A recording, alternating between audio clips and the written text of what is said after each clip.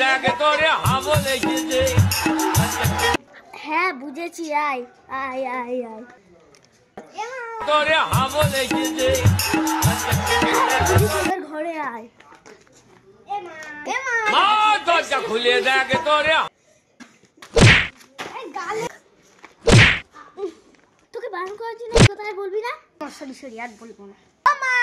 মা দরজা খুলে দেখ তোরে হাবো লেগেছে। ঠিক আছে মা, আর বলবো না।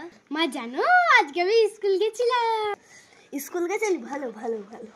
ও মা দরজা খুলে দেখ তোরে হাবো লেগেছে।